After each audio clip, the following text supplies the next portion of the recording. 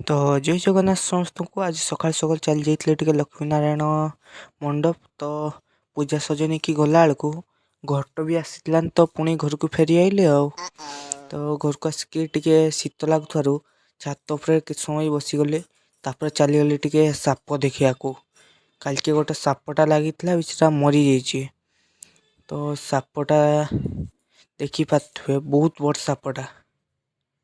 ତ ତାପରେ ଭାଇ ତାଙ୍କର କାଟିକି ସେଇ ସାପଟାକୁ ବାହାର କରିଦେଲେ ଆଉ। ମୁଁ ମୋର ଫେରି ଆଇଲି। ଆସିଲାକୁ ଦେଖିଲି ବାପା ତାଙ୍କର ମାଲ ସବୁ ବାହାରକୁ କାଢିଛନ୍ତି, ତାପରେ କିଛି ସମୟ ପରେ ନେଇ ଆଇଲେ। ତାପରେ ମାଲ ବାହାରି ଗଲା ବେଳକୁ ମୁଁ ମୋର ମାଲ ଗାକୁ ସଜେଇ ଦେଲି ଆଉ। ତ ଭାଟରେ ଦେଖିଲା ବେଳକୁ କ୍ରୋକୋଡାଇଲ ବ୍ରେଡ ସବୁ ପଶିଛି। ତ ଗୋଟେ ପଟେ ନିଆଁ ଜଳୁଥାଏ, ତ ମମିଙ୍କ ଘରକୁ ଗଲାବେଳକୁ ଦେଖିଲି ମମି ତାଙ୍କର ମକା ଚିପ୍ସ ଛାଣୁଛନ୍ତି। ତ ସେଇଠି ଟିକେ ମକା ଚିପ୍ସ ଖାଇ ଦେଇକି କାଳୀ ପୂଜାର ଲାଷ୍ଟ